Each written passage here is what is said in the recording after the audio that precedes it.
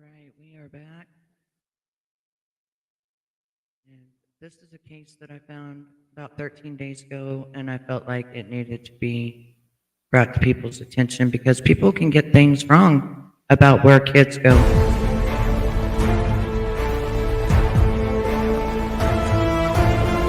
I wanna be your Supergirl. I wanna be your Supergirl.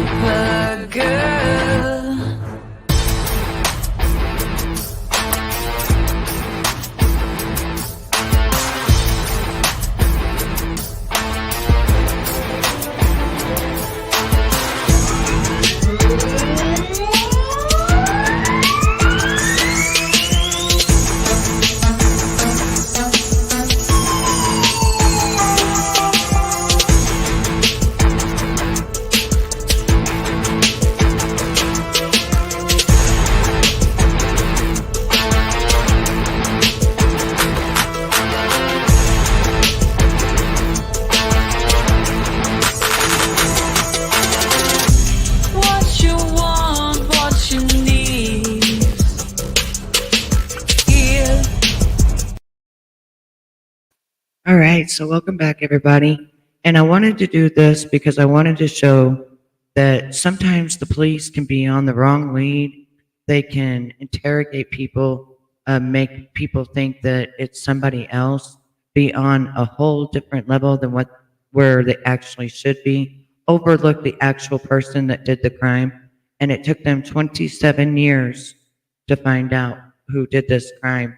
And once they found out and stuff, it was overwhelming of the evidence that they overlooked years prior.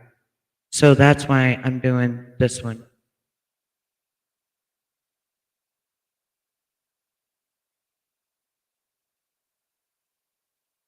He said, "Doc, I have a gun.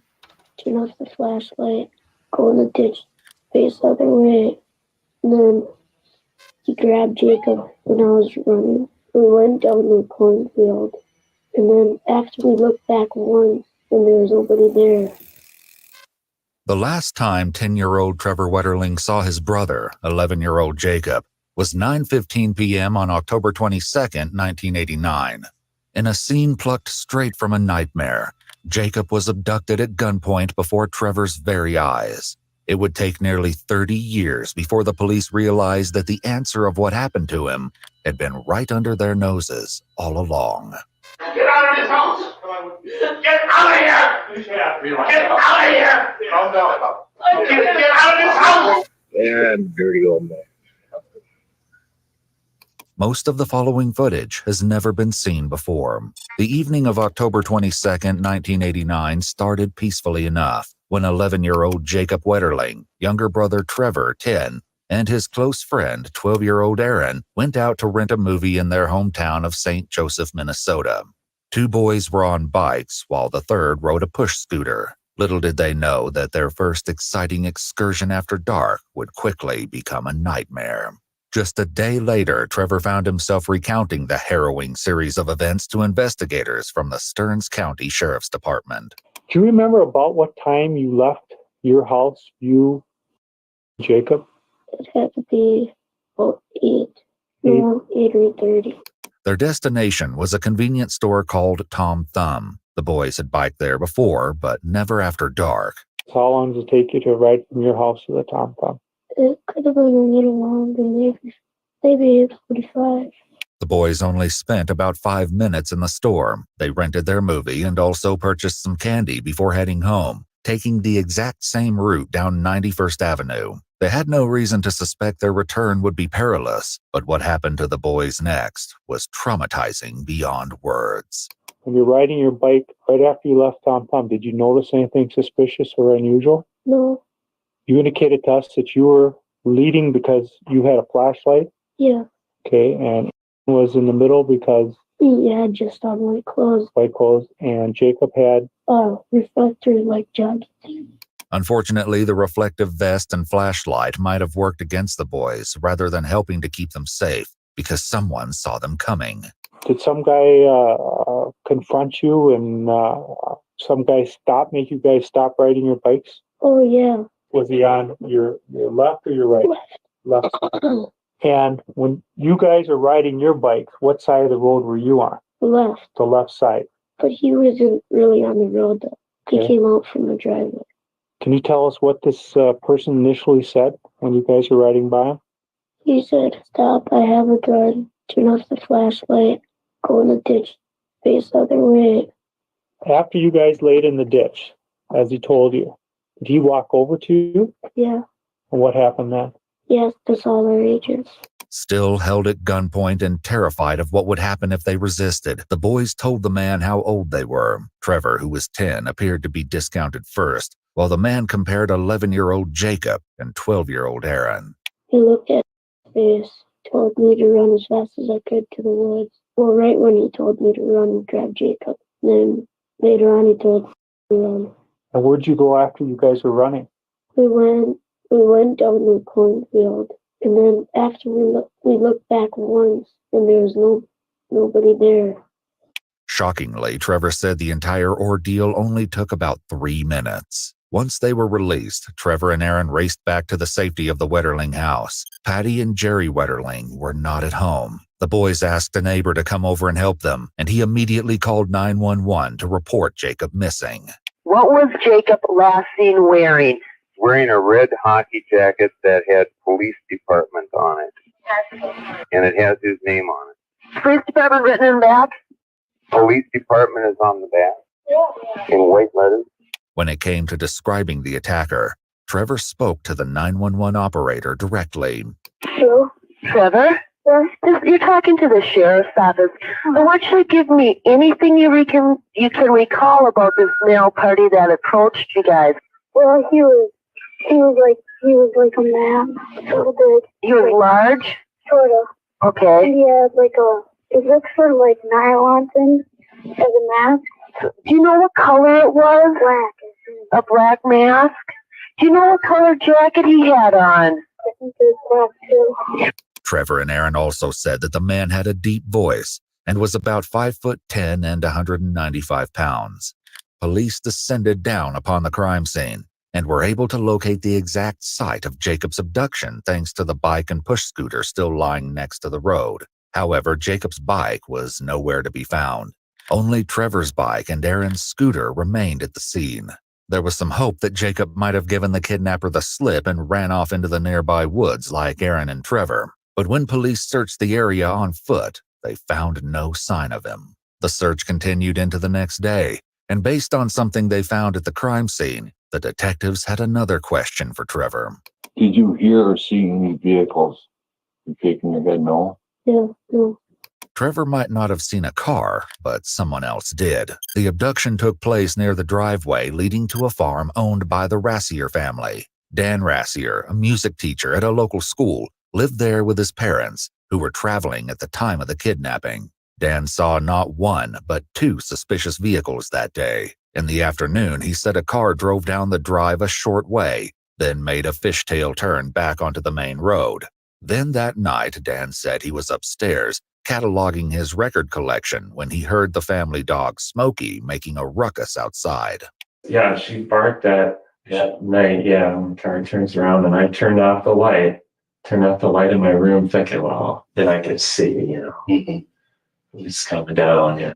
Dan said the second car made the exact same fishtail maneuver as the one he'd seen earlier. Unfortunately, he couldn't make out many details on the second vehicle.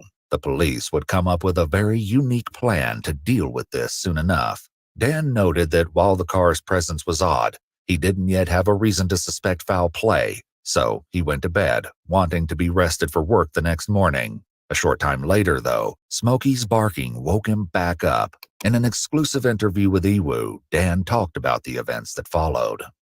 I was sound asleep, and our dog Smokey continued to bark, and when she's barking and that doesn't stop, it's not just an animal passing through. And I got up to check it out, what she barking at, and I see pretty quick that there are flashlights up by our wood pile. And I thought, man, somebody's up there stealing wood. Dan called 911 to report the intruders on his property before he had even heard about the horrific crime that had just taken place so close to his home. He went out to meet with the police and offered to help with the search by looking in all of the farm's outbuildings. Went through buildings. I, at least for an hour, just walked through buildings with flashlights and didn't see anything. And I remember a helicopter was now cruising around the woods behind our barn that was close to the area where this boy was taken, with a huge searchlight just going through the woods. And I kept looking, and no police ever came back down to the farm. This would turn out to be the first of many oversights in the Wetterling investigation. The next morning, the police were able to get a better look at the crime scene. Quickly, they found that the bikes hadn't been the only thing left behind. The first thing of interest were two sets of footprints. One set was quickly determined to be Jacob's, but the other was larger, and the tread pattern didn't match any of the boys' shoes. They had to belong to the kidnapper. Nearby, the police also found a set of tire tracks. They took photographs and plaster casts of both the tire tracks and footprints, but that appeared to be the end of the officers' foresight in regards to processing the crime scene, because that very morning, an egregious lapse in security occurred. Dan explained what happened to the lead investigators. I'd taken off for school and I got up to the top of the hill, and I think there was a yellow tape across the road, and I got to get out of here, and I couldn't drive down below because it was a cornfield, I think, or something. And there's a sheriff car over there, I think, and I ran over there, and he was kind of yelling at me because I was across that line. And then he let me drive in the ditch. As you remember, the kidnapper had instructed the three boys to lay in that very ditch outside the Rassier farm. We'll never know what evidence might have been destroyed by allowing Dan to cross the crime scene. This would cause even more issues later when the investigators came up with a new theory about the case. Meanwhile, time was ticking away for 11-year-old Jacob. Due to the direness of the situation, the FBI and the Minnesota Bureau of Criminal Apprehension were recruited to help with the case. K-9 units were dispatched to help with the search, and the helicopter continued to scan the area. Additionally, officers conducted a neighborhood canvass and attempted to speak with anyone and everyone that the Wetterling family knew. They also interviewed registered offenders in Minnesota, Iowa, and South Dakota, but found no leads. Despite this monumental effort, it was as if Jacob had vanished into thin air. While the massive scope of the investigation may seem like a good thing, this might not have been the case. The investigation grew rapidly to such a degree that communication became not just difficult, but nearly impossible. The Stearns County Sheriff would go on record saying the right hand literally did not know what the left hand was doing. As a result, leads began to fall through the cracks. One of those critical leads came to the attention of law enforcement on October 24th, just 2 days after Jacob went missing. They'd been fielding a massive number of calls from all kinds, including people who thought they'd seen Jacob, to psychics. But this one was different. A boy named Chris Bertelson from the nearby town of Painesville came to the sheriff's office in St. Joseph, claiming to have had a similar experience. And he wasn't the only one. There'd been many reports of assaults on young boys centered around that area. In an exclusive interview with EWU, Chris recounts what he told the officers in charge of the Wetterling investigation 35 years ago. In 1987, a friend and I were riding our bikes home, and we were about half a block from my apartment building, and we had switched spots as we went around the corner, and this guy came blasting out of the trees and clotheslined my friend off the bike.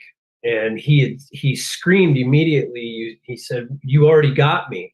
And the guy let him go immediately and took off running. As Chris implied, this was not the first incident in Painesville. By this point, the young boys in town were living in terror of the miscreant they called Chester the Molester, who had been snagging children and assaulting them for several years now.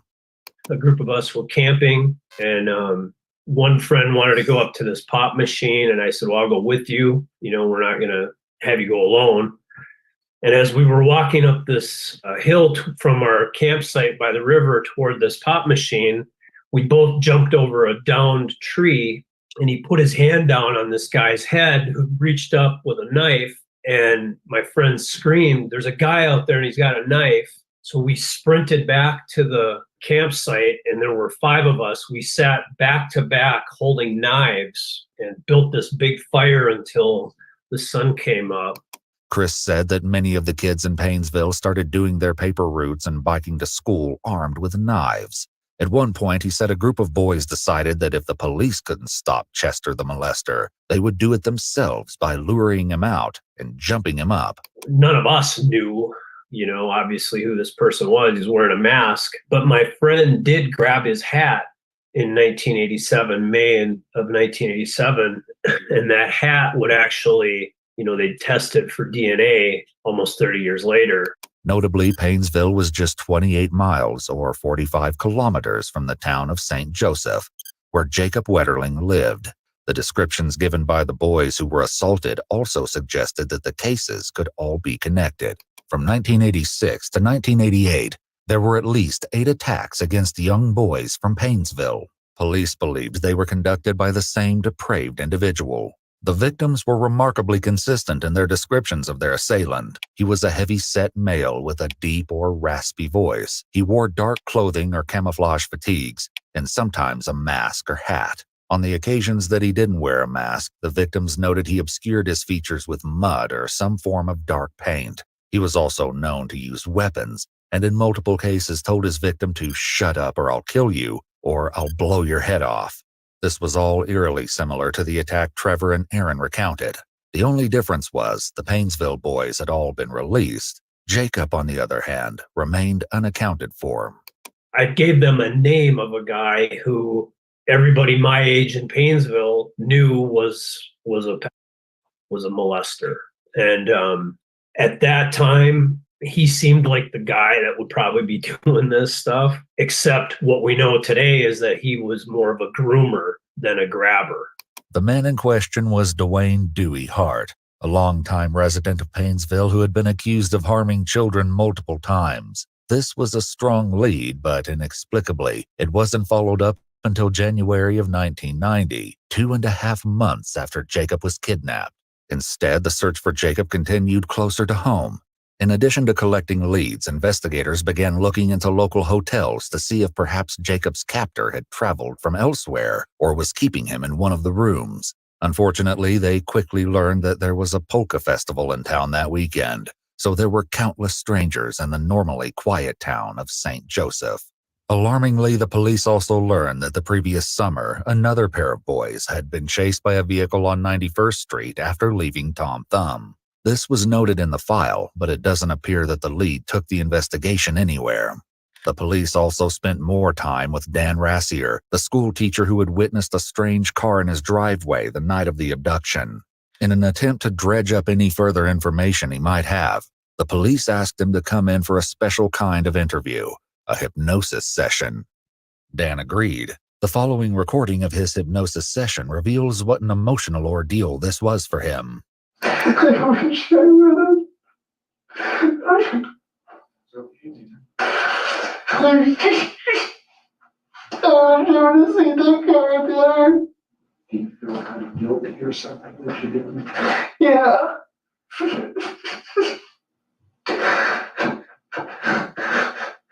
I could have stopped it from happening. What could you stop?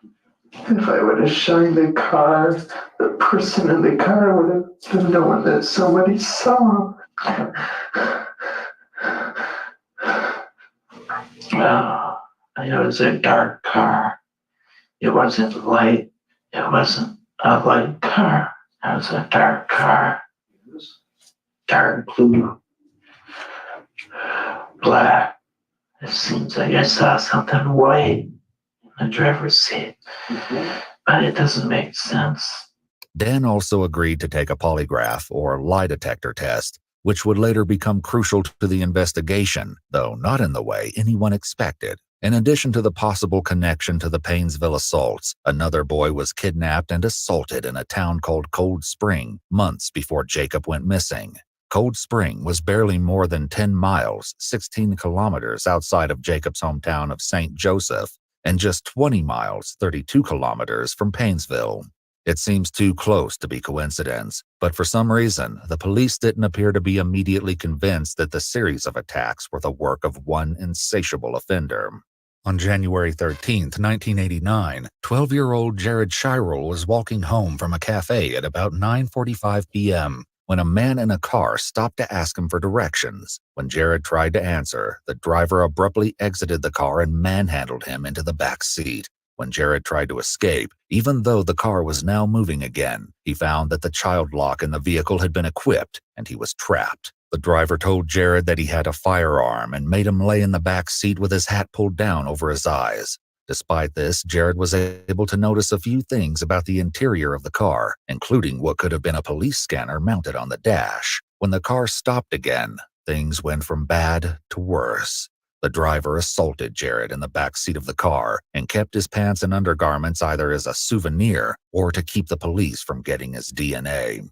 Jared was wearing a snowsuit, which the driver let him keep after he rolled it around in the snow to obscure any DNA evidence. Then, just like what would happen to Aaron and Trevor 10 months later, the driver told Jared to run or he would shoot him. Despite the unspeakable trauma he had just gone through, Jared was able to give an incredibly detailed description of his assailant and help the police come up with this composite sketch. Despite the culprit's attempts, unidentified male DNA was recovered from Jared's snowsuit. The main method of DNA comparisons wasn't available until the next year, 1990, and law enforcement didn't have the legal authority to create a comparison database until 5 years after Jared's assault in 1994. Unfortunately, the DNA from Jared's case would be neglected for close to 30 years. The investigators were now convinced that Jacob and Jared were taken by the same man. When the police finally followed up on the Dewey lead from the Painesville case in early 1990, he pointed them in the direction of a man named Danny Heinrich. No one had any idea how important this lead was until it was far too late. When police finally made contact with Heinrich many years later, he maintained that he was innocent. What the hell would he even say something like that? I don't know. So I don't know if that's because they were putting the pressure on him for those kids, and then he thought he was trying to push it off on you and saying you were running around tackling kids. And What? remember that? Did they talk to you about that back in the day? No. They just asked me about Wetterling. That was it. The reports indicate that when the police first spoke with him, they had asked Heinrich a great deal more than he insisted later. They also turned up some huge pieces of evidence, and it seemed like the case was finally gaining some traction. But that all stopped when the police made their biggest mistake yet, and abandoned the lead due to some minor inconsistencies with Jared's description of his attacker. The error wouldn't be corrected for almost 30 years. After Jacob's abduction, the other assaults in the area came to an abrupt halt. There could have been many reasons for this, but 3 potentials likely stood out. Either Jacob was being held as a long-term hostage, something had gone so horribly wrong that the offender didn't dare act again, or the offender had been scared off by the high-profile response. Regardless of the reason, it seems Jacob's disappearance had been the culprit's last attack. One day, the police and Jacob's parents hoped to know why. It would be many years before they got the chance. The investigators continued to follow up leads throughout the 1990s and early 2000s. Some of the leads they chased were truly off the wall. The investigators received countless reports about devil worship and satanic cults, and they were fielding calls from psychics who claimed to have visions of where Jacob was. And then in 2004, something cataclysmic happened. After looking for 15 years, the police finally identified the vehicle seen in the Rassier driveway. Unfortunately, this was not the good news everyone expected. The newest set of investigators assigned to the case brought Dan Rassier down to the station to go over the case and shared the crushing news that would change the entire trajectory of the case. Is the information we have now is that vehicle that turned up around? Okay. We figured out who that vehicle was. Really? Yeah. I mean, the one at night? Yeah. And what happened there is, what happened was, after the boys ran home, they called 911 or had 911 called. It went out on a scanner that boys were abducted at the end of your driveway.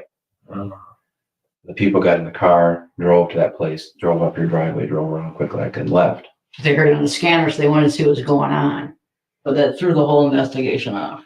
Yeah. Well, if this guy would have came forth right away and the proper cop would have took the information, we would have never wasted that time. All that time. Apparently, the man driving the car seen by Dan Rassier came forward to identify himself shortly after the kidnapping. However, this was not factored into the investigation until 15 years later. If this was the car that Dan had seen, it meant the police had wasted a whopping 15 years on a dead-end lead. Understandably, Jacob's mother, Patty Wetterling, was incredibly upset to hear the news that the police believed that the entire initial investigation into her son's disappearance had been misguided. In fact, the police no longer believed there was a vehicle involved in the crime at all, since Trevor and Aaron didn't remember seeing a car. This would turn out to be nothing short of dead wrong. During Dan's 2004 interview, the police shared their new and very incorrect working theory. And also, we listened to the 911 tape that originally came in. And we learned a few different things from one. Pretty much have very similar statements. When they drove by the end of your driveway on the way into town, they heard some rustling kind of the weeds there.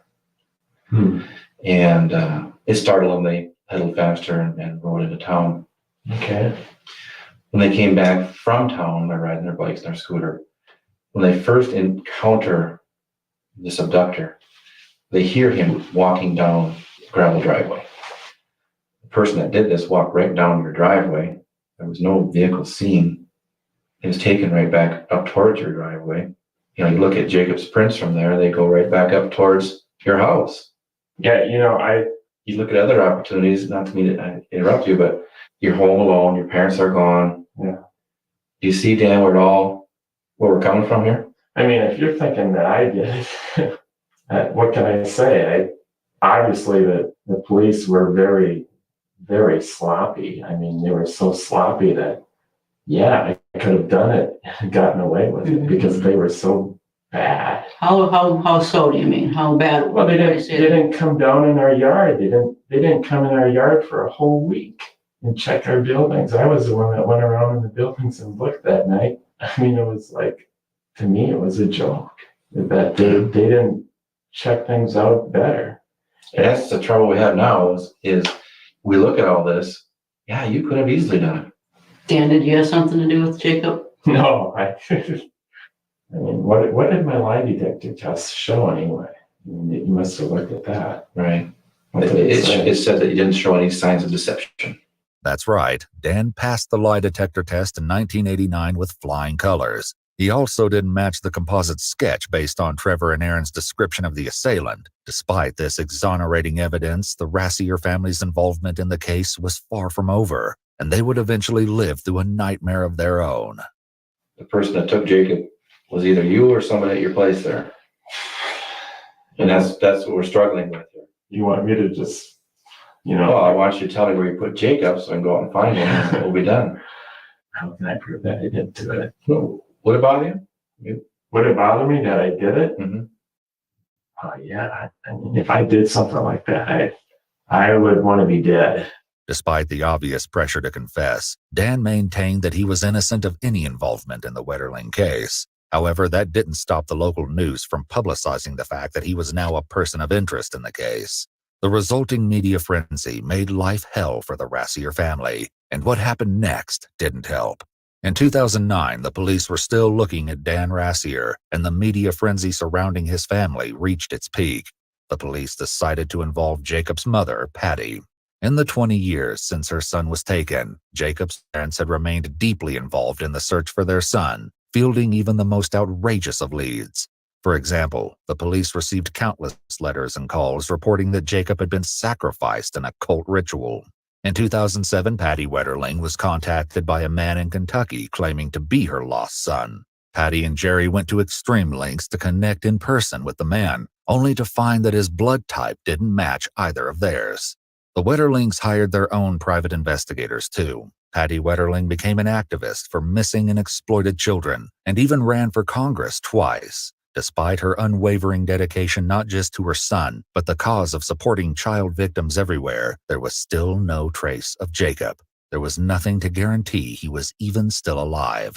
Now, though, Patty had the chance to have a personal conversation with someone the police considered a person of interest. She sat down to speak with Dan Rassier at the local mall. Importantly, Dan had no idea that Patty was wearing a wire and that their entire conversation was being recorded.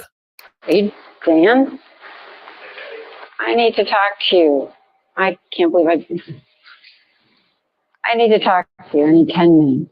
Sure. I mean, I need you to tell me what happened that night. You were home. You're the last person close to Jacob. I don't know if I should tell you this. And I told them what I knew for so many years, and they completely screw it up. What happened? I'm going to say it just as clear as I know how. The police, the FBI are idiots.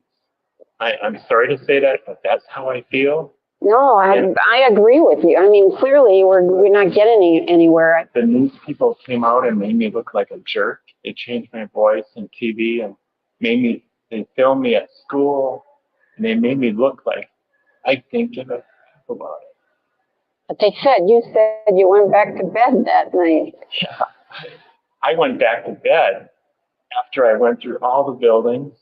I walked around with a flashlight. I looked around, and eventually I did go to bed, but they made it sound like I didn't care, and I just went back to sleep. Dan also said that people were also suspicious of him since he went to his job at a local school the morning after the disappearance. Even after so many years, Dan still remembered his reasoning for doing so. I should have never gone to school. But at that point, I never missed a day of school in all my teaching days, and that lasted for 20 years. So there was no thought of missing school. Did they ever search your house? Yeah, they did. Did they? They searched. Did they that first night? No, they didn't. They came back a week. I believe it was a week later. Do you think Jacob could have been on your property? Do you think somebody else could have dragged him? I don't know what happened. This time of year is hell. If Jacob was still alive, he would be 32 at the time of Dan and Patty's meeting. But nobody could come on your property and bury him without you guys. They could do it so easy. Patty. How could they? Yeah, They could be a deer hunter. We have people that go down there and hunt. They could. And you wouldn't notice? We wouldn't. We couldn't. We might not even see them. Drive down in the meadow, or they could go park their car and over somewhere and just walk through the woods. Once again, Dan's theory was closer to the truth than anyone could have predicted, though his insight didn't come from the source police expected. For now, Patty continued to press Dan with more questions about her son's disappearance.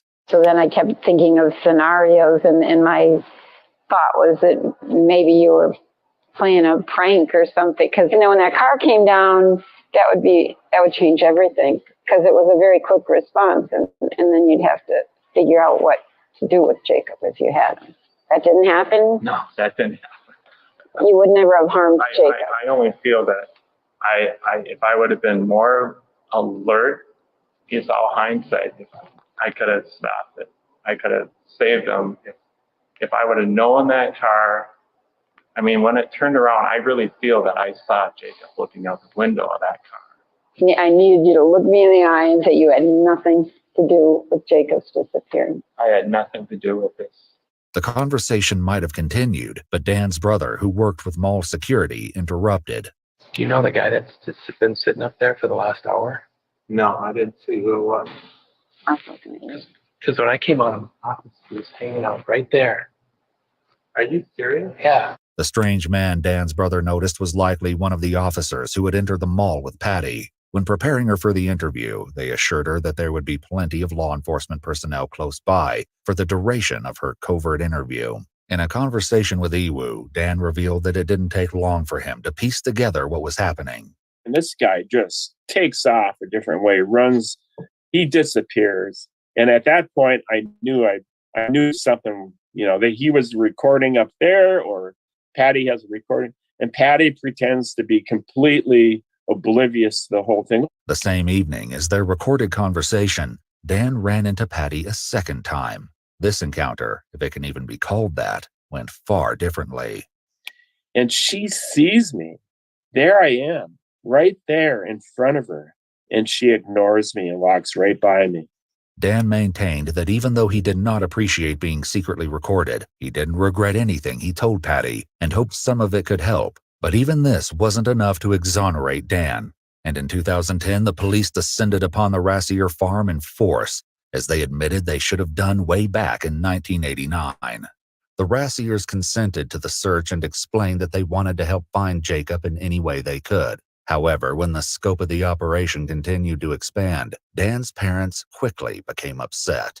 They came with a lot of people. I remember that. There must have been 20, 25, 30 people on the farm. And they went through all the buildings. They moved things out. They moved things back in. They took a number of things that they thought were suspicious. They took this wooden chest that was in the house, then was in the shed, apparently had some blood on it. Dan believed this was deer blood, but the police weren't convinced and started making arrangements to get a search warrant for the house itself. This sent Dan's parents over the edge. Police claimed Dan's father allegedly made a threat involving a firearm. Things went from bad to worse. During the farm search, the lead officer, who had previously been one of Dan's interrogators, tried to get him to help control the situation. Do you think there's any way that you could get him and your mom to leave this morning? No. Because he brought up that there's a loaded shotgun in the house. Dan tried to talk his parents into leaving, but that only seemed to make them more distressed. Haven't we got no rights whatsoever? Yeah, you do. But the newscaster could get by with everything and ruin our family, but I can stand here and I can say a word, and you can't threaten people with a shotgun. Well, she's threatened their whole life. We can threaten anybody. She had threatened their whole life. I realize that. But she can get by with it. But she can get by with it. And for just today, can we just have the shotgun go to Tony's just for today? And when we're gone, you can get it back? No. I'm not going to do that. While talking with Iwu, Dan recounted how the situation spiraled fully out of control. In an instant, they'd decide it was like a football, like linebackers just coming in the house. And my dad was just, and I kind of put my arms around my dad because he was just beside himself. Their house, for God's sake!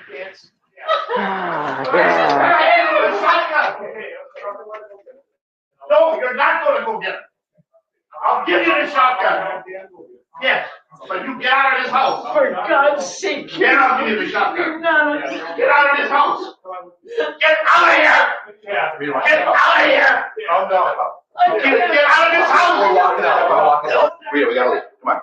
You see that or Oh, for God's sake. Come on, let's go with the dance. Oh, Rita, my God. you have to leave. I won't leave. Okay, you're under arrest. You're going to jail. Stand up or you're going to jail. Dan's parents were eventually convinced to go to their other son's house. Dan, meanwhile, ended up filing a formal complaint with the state, but ultimately, his case was dismissed. To add insult to injury, the police found absolutely nothing pertaining to the Wetterling case on the Rassier property, even after doing a search with cadaver dogs and excavating between 50 to 60 yards of gravel and ash from the farm's burn pit. While there were many, many bones found in the excavated material, none of them were determined to be human.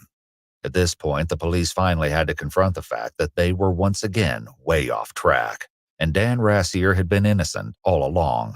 Even after being exonerated at long last, though, Dan's nightmare wasn't over. That was a mess for me because now my name was out there and parents were concerned. I had to have a person observing me all the time in the one school, and that was at least a month. And all these people that basically did this to me, my family, and to the Wetterlings, they got away with it. Meanwhile, the investigative team held a roundtable discussion with experts from multiple agencies to review the entire Wetterling file to date.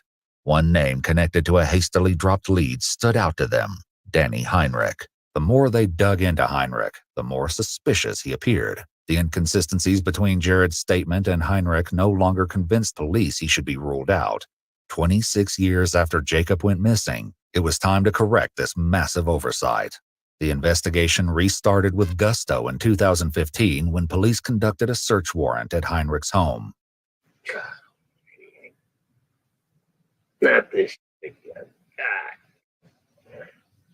You don't realize what I went through back in that day. No, I don't. And I know you don't want to talk about it. No, I really don't. But all I got is a couple little police reports. They didn't do police reports like they do now, so I don't have a lot of information. So, can you remember back what they all talked to you back in the day, or? I'd rather not go over it. I've got bitter feelings over it, and. But you do know you're not under arrest. You can leave whenever you want. We do have to search. We have a warrant, which I'll give you a copy, so we have the right to be here. So let's just I'll try to make you most comfortable and answer any questions you want. Heinrich, now age 53, bore a remarkable resemblance to the composite sketch from Jared's assault case in Cold Spring. He also had the correct build and voice to fit the perpetrator's description. He was a potential candidate behind the Chester the Molester attacks in Painesville as well, since he had lived in the area at that time. Additionally, some of the Painesville victims had reported their assailant wearing military fatigues, and Heinrich was a member of the National Guard. This wasn't the first search warrant conducted on Heinrich. When he first became a suspect in 1990, the police searched not only his house, but his parents' homes and that of a family friend for any evidence pertaining to Jared, Jacob, or the Painesville cases. They found nothing to connect him to any of the assaults or abductions. We're here because we'd like to solve those two cases in '89. That's why we're here. The and the Jacob Wetterling cases. There ain't much I can help you out there at all. I have nothing on here, and I have nothing to do with them. The 2015 warrant allowed the police to confiscate Heinrich's electronics, collect a DNA sample, and search for any sign of human remains on the property. It also gave them carte blanche to look for any of Jacob's belongings, the firearm that was used in the kidnapping, or the knives used in some of the Painesville attacks. Unfortunately, Heinrich had quite the collection of belongings for them to contend with, but police were determined, and it wouldn't take long for them to notice more than a few items of interest. They're going to find some things in that house that look pretty dang to me, you know. Something. If you're worried about, a lot of people got in their house. Yes, I do have. See, I'm not going to lie to you there, I do. No, okay, well, a lot of guys have. Especially single guys, so that's not the end of the world. It's a regular photography, or? Oh, it varies all over the board. Dan, that's not the end of the world. We're not here. We're not looking because you got child photography, okay? Well, there's some. In this case, some meant 19 three-ring binders filled with pictures of children, some of them unclothed. Other pictures of that nature were found strewn throughout the residence, along with more explicit material. And this was just the beginning. Yeah, I'm a dirty old man. Did you make on anything, or did you just watch? You didn't manufacture. That's the big charge. Now VHS tapes, can they take them or what? Well, typically they could because they could check to see if any of them have child on them. No, they don't. You know, so yeah, they could take them because they're looking for child. And they could say, well, maybe they're mixed in with them. Obviously, they're not going to be labeled right. I mean, if you're saying you actually have a big tote full of them. Oh, that's a load of them. 100 or more? Or? Several hundred or better. When the police eventually reviewed all the VHS tapes, they found an extensive collection of explicit material, some of which appeared to be homemade. But this was only a fraction of Heinrich's revolting stash. You're probably a little nervous, so. Yeah, that's natural. It runs in the family. That's why when I had that lie detector test back in the day, I failed it because I can't do it. I just can't. I'm a nervous wreck when it comes to that. So when they asked me to take the lie detector the second time, I said no, I won't do it. That and the questions I thought alone were offensive at the time, enough to make anybody's blood pressure go up. So. Now, I'm trying not to actually mute and stuff like that so that you guys can hear the gist of everything. But listen how they're handling him with little kid gloves and stuff. When this guy's got binders full of children and VH tapes full of children. The deal that they made with this guy is unapologetic, honestly. Unapologetic. I mean, he should be under the jail. Really, this is the most grotesque man on earth. kind of questions they asking? Oh, I'm not going to go over that. Oh, okay. I'm just curious more than anything, I guess. Well, curious. I can remember. Did you kidnap Jacob Wetterling? Well, did you kill Jacob Wetterling? Did you? Where'd you bury Jacob? Oh, that was in a. I know. I'm getting it all mixed up. Police obviously had to wonder if there was a more nefarious reason that Heinrich had tanked the polygraph exam back in the day. His failure there, though, wasn't the only reason he'd been such a strong suspect. The initial investigators also determined that his shoe prints matched those found at the scene of Jacob's abduction. In January of 1990, Heinrich no longer had the car he'd owned at the time of Jacob's disappearance, but police tracked down the vehicle's new owners, who allowed them to search the car. The tire tracks also matched those found at the scene of the crime. And yes, the police knew this when they told Dan Rassier they no longer thought a vehicle was involved at all. Even more incriminating was the fact that fibers consistent with the car's interior were found on the snowsuit belonging to Jared, the assault victim from Cold Spring. During the 2015 search warrant, Heinrich chatted with the police about all the other ways he had been investigated back in 1990. They had the house surveilled. They sat just so you could see the car and followed me all over the place. At least they tried to. With the evidence against Heinrich piling up, the police on the case in 1990 decided to place him under surveillance. However, it didn't go too well, because almost immediately Heinrich noticed and ditched the surveillance team twice. I spent a night in the Stearns County Jail. I called my dad. I remember that night very clearly. And they interrogated me for hours, and for quite a long time. They had the big shot from, I seen him on TV, big shot from the FBI there, the top man. And this went on and on. They had clothes laying out on a table and all this, and books. They had about 20 books or 30 books with my name on it, Heinrich, and that's all about you. I said, bull. The clothing items the police confronted Heinrich with in 1990 were likely Jared's snowsuit and the hat taken from the Painesville perpetrator. Unidentified male DNA was found on the clothing, and a DNA sample was retrieved from Heinrich. Mind-bogglingly, though, it doesn't appear that any comparison took place. And this went on, and finally they booked me in. Fingerprint, took my picture. The next morning, though, Heinrich was released. He even received a personal apology and a handshake from the Stearns County Sheriff at the time. I've been in a lineup, too. Can you imagine that he received an apology and a handshake at the time while they were on the other guy who did absolutely nothing? This just goes to show that the police could be talking exactly to the perpetrator, but have their eyes on someone else just because they want to. That's why a lot of these cases don't get solved. Yeah. I forgot to mention that. Despite all of the evidence pointing to Heinrich in 1990, the police made the infuriating decision to eliminate him as a suspect after Jared couldn't definitively identify him in a lineup. Jared did, however, narrow the subjects down to 2 men, one of which was Heinrich. Unfortunately, neither Trevor Wetterling nor Aaron Larson was brought in to give a second opinion. Another reason police originally chose to discard Heinrich was his car.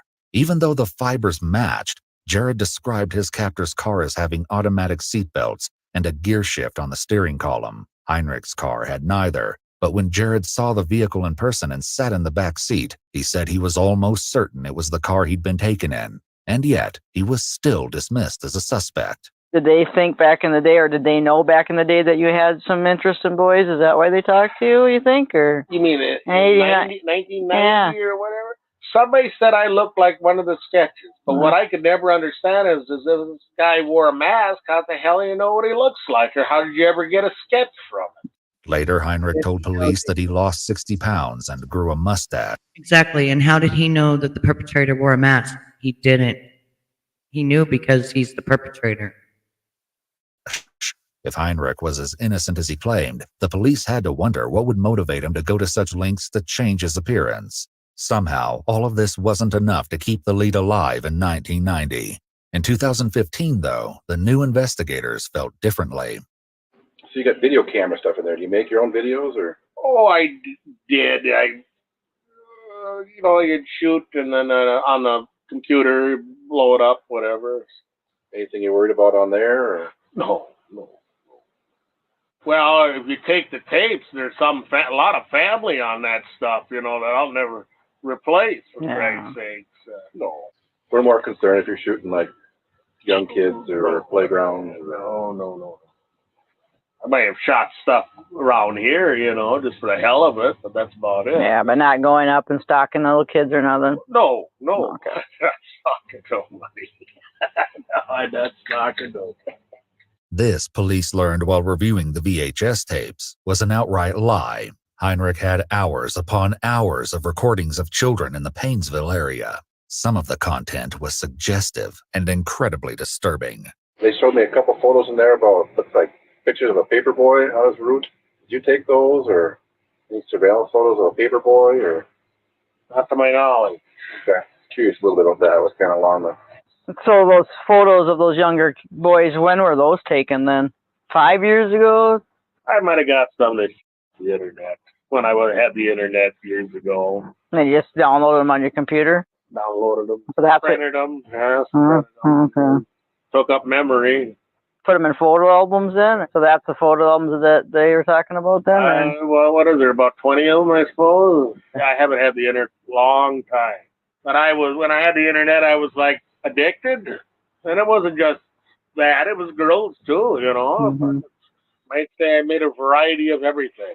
Notice that Heinrich just said he made a variety, when moments ago he told police he'd never created his own explicit content. Before long, more lies would become incredibly obvious. The only thing you think that was us would look at would be that stuff. Yeah. Anything else? No, that should be it. Nothing pertaining to any of the above on here. Scanners, they're in the desk. Should be 2 of them. Outdated, I can't get anything on them.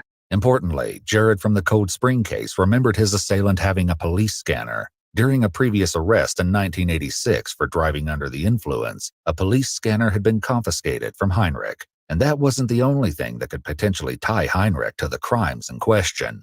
As the search continued, the police learned that Heinrich was hiding more than just videos and photos. Oh, they just mentioned they found some clothing in there that was smaller or. Well, yeah, I don't throw anything away, so. More like women's clothing, or? There's probably some of that, yeah. Okay. Yeah, but that's not on here, so. No, I was just curious if someone else lived with you, or was your no. former girlfriend or something, or? I don't want to talk about any more of that. Oh. We're not trying to embarrass you. That's good. How about little kids' clothing? No, nothing that I didn't probably have when I was younger. I got some plastic clothes that go back to 78. So would they be like we got on here, we got size 14 kids clothes? No, I got 32-inch waist. Okay, so there wouldn't be anything clothing of like a 12-year-old boy? No. You may remember that after Jared's kidnapping and assault in January 1989, the perpetrator kept his pants and underwear. Jared's specific clothing wasn't found in Heinrich's house, nor was anything Jacob had been wearing, but this still stood out to police. Heinrich had no family members or close friends with children who might have worn the clothes, so they likely suspected that there was a twisted reason he was keeping the items around. Their concern only increased when they came across a pair of handcuffs stashed in a kitchen drawer. Taken together, all the evidence painted a picture upsetting beyond words. You been following any of that junk the last years that the media throws out there on their own or not? No, I don't follow. Why should I? Once again, the police would soon be able to prove this was a lie. Interspersed with Heinrich's explicit material were recordings of news reports on the Wetterling case. In the ultimate display of his depravity, Heinrich recorded a documentary on how to dispose of a body right after a special released on the 25-year anniversary of Jacob's disappearance. Like I said, I was going to burn the stuff. I thought about it, never did. Okay. You can kind of see why I'm curious about it? Yeah. Okay. I was going to burn it. I'm going to burn it all. Tired of this. I'm just going to ask you this question that's kind of the elephant in the room. At one time or now, is there some interest in little boys, or? No, I don't. I mean, this day and age is different than way back in the day. You didn't have to hide it back. You had to hide it back then. I mean, now it's not, the shame isn't there, and it's not taboo like it was. And Oh, there is shame in this stuff. is that fair to say that there is some, what you might be ashamed of, interest in young boys, or? Beauty's in the eye of the beholder. Right. That's all I'm going to say. Okay. On that rancid note, the police wrapped up their search warrant, taking with them all the perverted content Heinrich had amassed over the years. Well, Danny, we're all done. All right, sir. They left a receipt on your table in there, what we took. All right. Eventually, Pat and I will talk to you about after we look at what's in there, and I just hope we could sit down and have a cordial conversation. I really appreciate you. All right, sir. Treating us decent today. At this point, Heinrich likely suspected his days as a free man were numbered. And he was right. A few days after carrying out the search warrant, the lead investigators on the case came back to his house and placed him under arrest on the charge of having explicit material involving children. Still, Heinrich maintained his innocence in regards to Jacob and Jared. Frustratingly, even after discovering such a strong suspect, the police weren't any closer to locating the missing boy, or, in a worst-case scenario, his body. Police officers also made contact with Heinrich's brothers to tell them what they'd found. So this is getting old. I put away the scumbag years ago, Dwayne Hart, and this goes on and it never ends. What's the deal? Why are they after my brother now? Danny was arrested tonight, and Danny was arrested for federal child custody receipt and possession charges. Oh, this is bullshit, man. Because I told that the scumbag, it used to be a cop in this town, an officer, he's a detective now, that girls and people were being taken from Annandale, and I went to St. Cloud and told him the story, and then all this shit goes back on my brother because of dirty cops. I know. I don't need this. There's going to be media attention. The Paynesville incidents. Danny. That was not him. That was the bullshit Dewey. He admitted to it. Be prepared when the information comes out. It's going to lead people to believe that it was your brother Danny. There's going to be talking. And it all started because I put that scumbag away. Okay. And I was the only one that wasn't scared of him. Well, my daughter's going to freak out. Well, this is going to impact your whole family.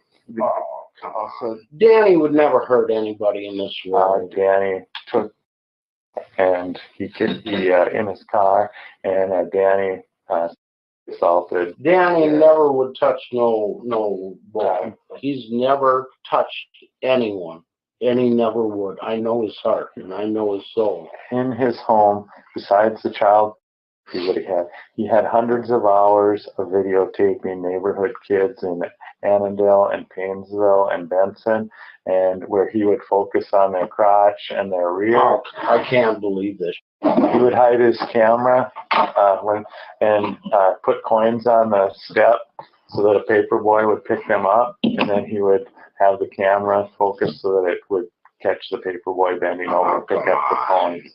This is man. How would you feel if somebody said that about somebody you know wouldn't hurt a fly? Devastated. My world just crumbled, you know what I mean? Heinrich was also now the main suspect in Jared's assault and Jacob's disappearance. I'm just disgusted. This is just way over the top. I really didn't believe it. I really didn't. This is just the final insult to my parents. But this was not the only breaking news the officers were there to impart. I mean, things have changed. We have some scientific data links him to Cold Spring kidnapping. After 27 years, Jared's snowsuit was finally tested for DNA. There's an incredibly high chance that DNA could have been degraded and unusable by this point. The fact that a match was still possible was extremely fortunate. The lab results indicated a near-perfect match to the buccal swabs collected from Danny Heinrich. His DNA was also matched to the hat Chris Bertelson's friend snatched from Chester the molester back in Paynesville in the mid-'80s. Now that the police had irrefutable evidence tying Heinrich to the crime, they had some leverage. While he was in jail, they approached him with an offer. If he confessed and told them where they could find Jacob Wetterling, they would only prosecute him for the child charges, and shockingly, nothing nothing else. Heinrich accepted. Per the terms of the legal agreement with Heinrich, no recording was allowed during his confession. However, the entirety of what he said was transcribed. Every piece of it was bone-chilling. First, Heinrich admitted that he had kidnapped and assaulted Jared in January 1989. He changed his appearance once the composite was published to avoid detection and purchased a firearm. Then Heinrich stated that he left his house on October 22nd at about 8 p.m. He didn't know Jacob, Trevor, and Aaron, but saw them riding down the road and believed they would be coming back. He pulled over to lie in wait in the driveway to the Rassier farm. Not only was there indeed a car involved, as Dan had insisted, but the tire tracks and footprints were Heinrich's. His account of the kidnapping aligned with Trevor and Aaron's statements. He threatened the boys with the firearm, made them lay in the ditch, and tell him their ages. He also made the nauseating revelation that he chose to take Jacob because he found him the most attractive. After telling Trevor and Aaron to run, he said he handcuffed Jacob with the very cuffs police had recently found in his kitchen drawer. He put Jacob in the car and made him crouch so no one could see him. Heartbreakingly, Heinrich remembered that Jacob asked what he had done wrong. Heinrich also admitted when he removed his mask in the car, he probably had no intention of letting Jacob go. The story only became darker from there. Heinrich drove Jacob back to the Painesville area, using his police scanner to avoid law enforcement on the way. He stopped at a gravel pit on the corner of Highway 23 and Stearns County Road 33. During a jail phone call with a cellmate's friend, Heinrich revealed the unforgivable actions he took next. You're the one that killed Jacob Wetterling, right? Yes, I am. Did you have with him? Well, that's all on the news. That's yes, I did. Yes, I did. That's all public knowledge. But that was a long time ago, and I haven't done anything like that since. I quit that night when that happened. I quit, so that's the end of that. Tragically, Heinrich revealed that he murdered Jacob the same night he abducted him. After assaulting Jacob over a period of roughly half an hour, Heinrich led him back towards that vehicle. At that very moment, a police car, lights flashing, sped by on the road ahead. Heinrich said that he panicked and told Jacob to stop walking. He drew his pistol from his coat. The first time Heinrich pulled the trigger, the weapon failed to fire. The next 2 rounds hit Jacob in the back of the head. Despite the horror of his actions, Heinrich told this to his brother Dave while incarcerated. If I was a monster, David, I wouldn't stop 20. I stopped 27 years. I never touched anybody since that night. The monsters don't stop. They keep going. I got home that night, David. I'm going to tell you the truth. And I cried. I said, my God, what have I done? So, yeah. No amount of tears shed could make up for what Heinrich did to Jacob, or the 27 years of suffering his family went through not knowing what had happened to him. One of Heinrich's cellmates came forward to talk to police and told them Heinrich seemed utterly remorseless. He quoted Heinrich as saying the police in 1990 walked right past the gun he used to kill Jacob. During his confession, Heinrich told the police that he left Jacob's body by the gravel pit and fled to his house. Several hours later, though, he returned to cover his tracks. He buried Jacob's body in a shallow grave, using stolen equipment from a nearby construction site. He threw Jacob's shoes in a ravine. During the search warrant, Heinrich had slipped up and, shockingly, actually said he had buried Jacob before he made his confession. Where'd you bury Jacob? Oh, that was in I'm getting it all mixed up. However, this wasn't to be Jacob's final resting place. 1 year later, while the Wetterlings still agonized over the unknown fate of their son, Heinrich returned to the scene of the crime to find that Jacob's red jacket was now uncovered. Using an army shovel and a garbage bag, he dug up Jacob's remains and reburied them on a nearby farm. He took Jacob's reflective vest home with him and kept it as a souvenir until he was investigated in 1990. When it seemed police were on his tail, he got rid of it. In a cruel twist of fate, Chris Bertelson said that the field where Jacob was buried was a popular camping spot for many of the Painesville boys. The survivors of Danny Heinrich's earlier crimes had unwittingly been spending their free time beside the evidence of his most heinous act. The area where Heinrich buried Jacob was also identified by another victim, though not of Heinrich, but Dwayne Dewey Hart. A man named Dan identified the same location as one where he'd been assaulted by Dewey as a child. But this wasn't the only alleged connection between Heinrich and Dewey. In the 70s, Dewey apparently dated Heinrich's mother. At the time, Heinrich was 15. His older brother has reported that he was assaulted by Dewey, and there's speculation that Dewey may have also groomed and assaulted Heinrich. Due to this connection, it's been alleged that Heinrich eventually chose the field where he buried Jacob because Dewey may have brought him there and assaulted him, as he was known to do with some of his victims.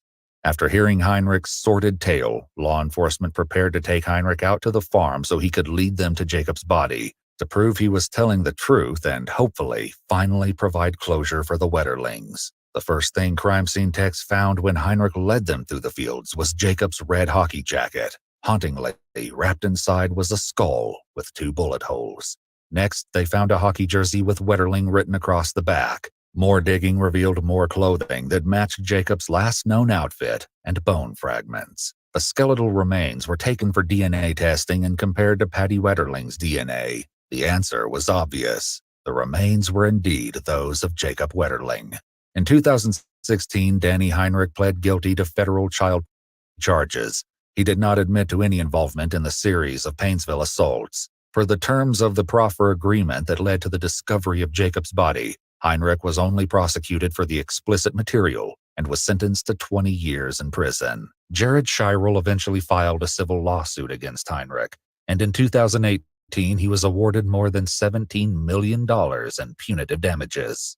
In one of his phone calls from jail, Heinrich expressed the concern that he would not be released after the completion of his sentence, but instead be civilly committed. Civil commitment is the legal process which allows people who are deemed a danger to themselves or others to be involuntarily admitted to a treatment facility. This could be used to prevent Heinrich from ever being released. However, the system is currently under appeal, as some argue it's unconstitutional. If it is indeed overturned, it's more likely than not that Danny Heinrich could one day walk free again.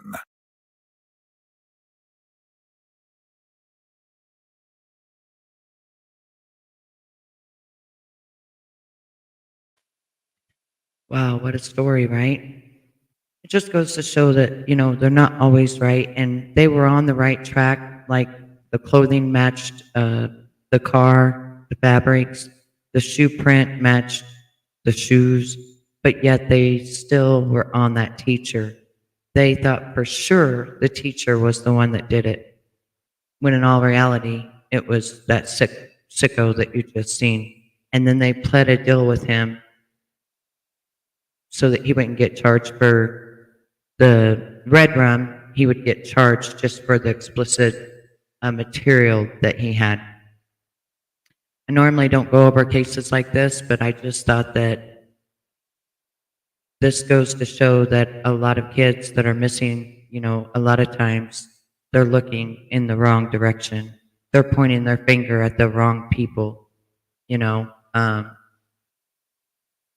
and Tiny, that could very well be. It seems like they do that, And then people on YouTube who get involved in these crimes, they go off on these different directions and different tangents and start believing other people do these crimes when it's actually usually right in front of their face.